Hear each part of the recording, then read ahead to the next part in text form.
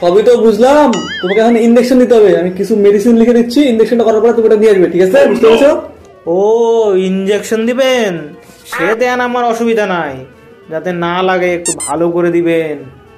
দাঁড়াও, ইনজেকশনটা এখনই ভরি, তারপর তোমাকে ইনজেকশন দিচ্ছি। থামো, ওয়েট।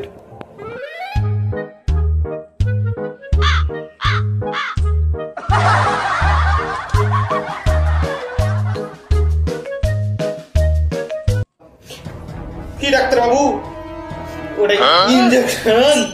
আমি ইনজেকশন নিব না, আমার ভয় লাগতেছে।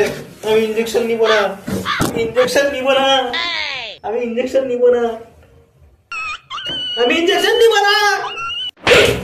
তাড়াতাড়ি এখানে এসে বসো, নাহলে কিন্তু অন্য জায়গায় ইনজেকশন দেবো। ফাজলামি হচ্ছে এখানে, ফাজলামি। যাচ্ছি যাচ্ছি যাচ্ছি।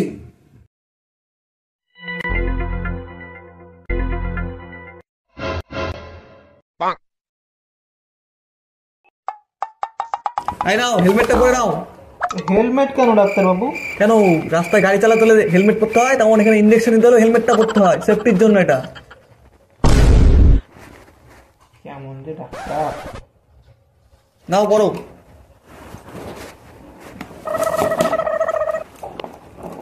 পড়েছো?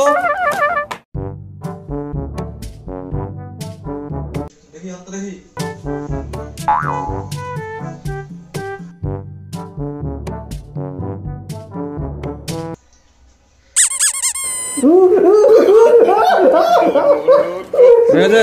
হ্যালো,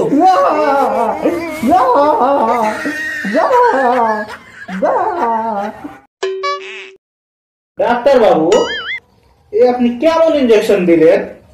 ওষুধ বাড়াই গেছে দেখেন, এই দেখেন ওষুধ বাড়াই গেছে, এই দেখেন।